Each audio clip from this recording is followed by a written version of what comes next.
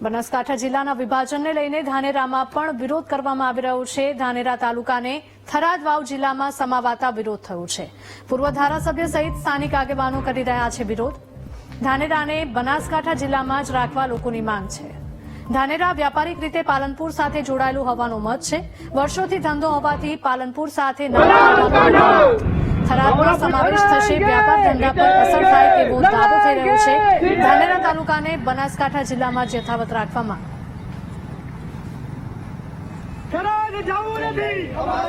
બનાસકાંઠા જિલ્લાના વિભાજનને લઈને ધાનેરામાં પણ વિરોધનો સૂર ઉઠ્યો છે। ધાનેરા તાલુકાને થરાદ વાવ જિલ્લામાં સમાવતા વિવાદ થયો છે। પૂર્વ ધારાસભ્ય સહિત સ્થાનિક આગેવાનો પણ વિરોધ કરી રહ્યા છે। ધાનેરાને બનાસકાંઠા જિલ્લામાં જ રાખવા લોકોની માંગ છે। ધાનેરા વ્યાપારિક રીતે પાલનપુર સાથે જોડાયેલું હોવાનો મત છે। વર્ષોથી ધંધો હોવાથી પાલનપુર સાથે નાતો હોવાનો લોકોનો મત। થરાદમાં સમાવેશ થશે તો વ્યાપાર ધંધા પર અસર થાય તેવો દાવો થઈ રહ્યો છે। ધાનેરા તાલુકાને બનાસકાંઠા જિલ્લામાં જ યથાવત રાખવામાં સંવાદદાતા મોગજી લાઈવ જોડાયા છે વધુ વિગતો સાથે। મોગજી, જણાવશો કે બનાસકાંઠા જિલ્લાના વિભાજનને લઈને ધાનેરામાં લોકો વિરોધ કરી રહ્યા છે।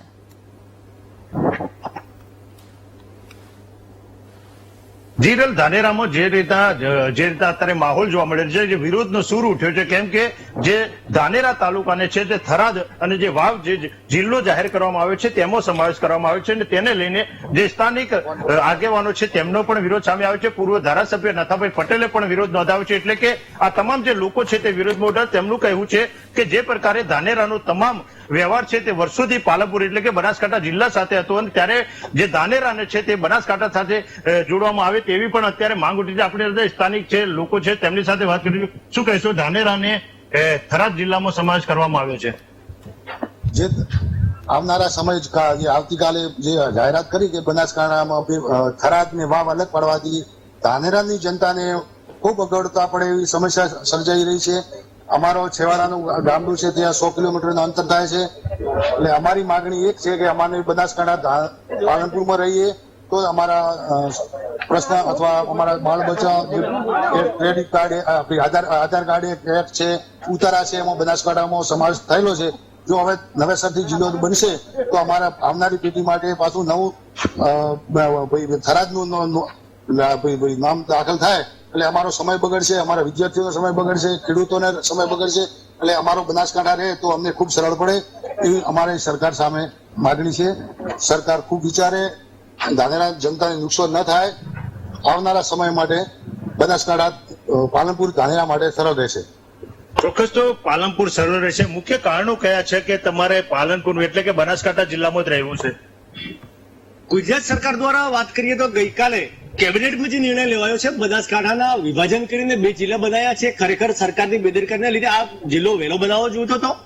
હવે વાત કરીએ ધાનેરા તાલુકાને વાવ થરાદ જે નવો જિલ્લો જાહેર કર્યો છે એની અંદર જોડવાની વાત કરી છે તે ખરેખર ધાનેરા તાલુકામાં ભારેલા અગ્નિ જેવી પરિસ્થિતિ છે। ભાજપના પક્ષને માનવાવાળા, ભાજપની વિચારધારાને માનવાવાળા પણ મારી જોડે રાતે 12 વાગ્યા સુધી ફોન ચાલુ હતા। લગભગ 150-200 જેટલા આગેવાનોનો ફોન હતા કે કાળુભાઈ અમે નહીં બોલી શકીએ, તમે કંઈક કરો।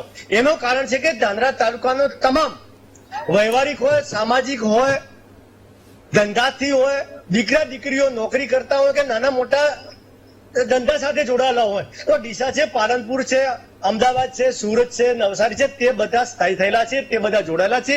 અને એના લીધે જ પાલનપુર બનાસકાંઠા સાથે અમને જોડેલો રાખે તો તમામ વ્યવહારો અમારા સરળતાથી થાય। કારણ કે આજ દિન સુધી અમે પાલનપુર સાથે જોડાયેલા છીએ, બનાસકાંઠા સાથે જોડાયેલા છીએ તો અમારા બધા વ્યવહારો ત્યાં છે। મારે સરકારને વિનંતી કરીએ છીએ કે અમને ધાનેરા તાલુકા અને બનાસકાંઠા સાથે જોડાયેલો રાખે।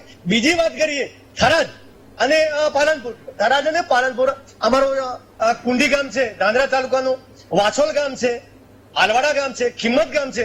પાલનપુર અને થરાદ વચ્ચે 50 થી 60 કિલોમીટરનું અંતર વધુ પડે છે।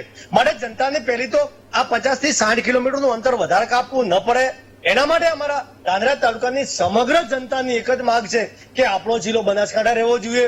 હું તો મુખ્યમંત્રીશ્રીને પણ વિનંતી કરું છું કે સાહેબ આપને મુર્દુ ને મક્કમ નું જો બિરુદ મળ્યું હોય તો આ વાતમાં પણ આપ સાબિત થાઓ કે મુર્દુ ને મક્કમ અમારા મુખ્યમંત્રી હતા।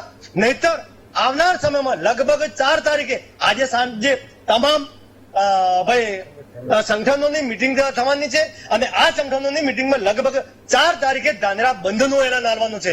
સરકારને મારી વિનંતી છે કે ધાનેરાની જનતા રોડ ઉપર આવે, આક્રમક મૂડમાં ના આવે અને આંદોલન કરે. એ પહેલા ધાનેરા તાલુકાને પાલનપુર બનાસકાંઠા સાથે જોડેલો રાખે એવી વિનંતી છે. આજે અમે ધાનેરા પ્રાંત સાહેબને આવેદનપત્ર આપ્યું છે. આની અંદર પણ અમે વિગતવાર દર્શાવેલું છે કે અમારા ધાનેરા તાલુકાને થરાદમાં જોડવાથી કેટલું બધું નુકસાન છે. કારણ કે અમારા બાળકો આજ દિવસ સુધી પાલનપુર બાજુ બધા ભણે છે તો એમને પણ બધું ડિવાઈડ કરવું પડે, ઘણું બધું નુકસાન થાય છે, આર્થિક પણ જોખમાં નુકસાન થાય છે અને અવર જવર કરવા માટે પણ જોખમમાં ન મુકાય તે માટે સરકારને મારી વિનંતી છે વળી બે હાથે જોડીને કે અમારા ધાનેરા તાલુકાને બનાસકાંઠા સાથે જોડેલો રાખે, નહીતર આવનારા દિવસોમાં પરિણામ ભોગવવા માટે સરકાર તૈયાર રહે. એક યુવા તરીકે શું માનો છો જિલ્લાના વિભાજનને લઈને?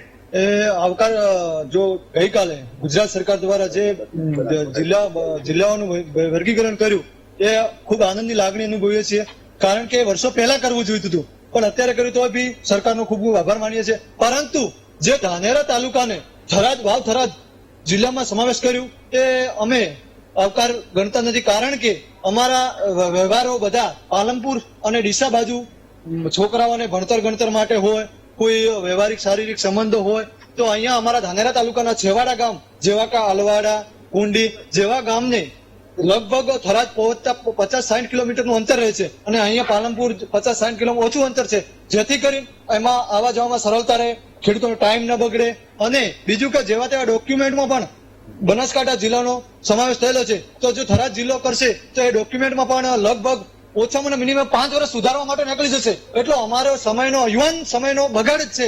આ સરકારે જો પહેલા ધોરણે જે નિર્ણય લીધો પાછો ખેંચી લે, નહીતર આવનારા સમયમાં ભારતીય કિસાન સંઘ દ્વારા લગભગ ખેડૂતોના પ્રશ્નના વાચા આપવા માટે ભવિષ્યમાં કોઈ આંદોલન કરવું પડે તો એ કરશું અને એની જવાબદારી સરકારશ્રીની રહેશે. અંતરની દ્રષ્ટિએ શું ફરક લાગે છે? અંતરની દ્રષ્ટિએ બહુ અમારા વ્યવહારો 40 કિલોમીટર થી 50 કિલોમીટર વધેલ છે અને અમારા તમામ જે વ્યવહાર છે એ પાલનપુર સાથે મેન કેન્દ્ર સાથે જોડાયેલા છે, જેથી કરીને અમને ત્યાં વાવ થરાદ મુકશે બહુ અવગડતા રહેશે અને એ પણ અમે માન્ય ગણીશું નહીં. ચોક્કસ. તો હિરલ, જે પ્રકારે જે સ્થાનિક લોકો છે તેમનું માનવું છે કે તમામ જે વ્યવહારો છે તે વર્ષોથી પાલનપુર સાથે જોડાયેલા છે અને તેના કારણે તેમનો વિરોધ સામે આવ્યો છે, કેમ કે બનાસકાંઠા જિલ્લામાં ધાનેરાનો સમાવેશ કરવામાં આવે તેવી અત્યારે સ્થાનિકો માંગ કરી રહ્યા છે. થરાદ વાવ માટે તેઓ તૈયાર નથી, કેમ કે ત્યાં તમામ જે બાળકોના અભ્યાસથી લઈને જે વેપારી સંબંધો છે તે પણ બનાસકાંઠા એટલે કે પાલનપુર સાથે જોડાયેલા છે અને ત્યારે આ વિરોધ અત્યારે સામે આવ્યો છે. જી બિલકુલ, માહિતી બદલ આપનો આભાર.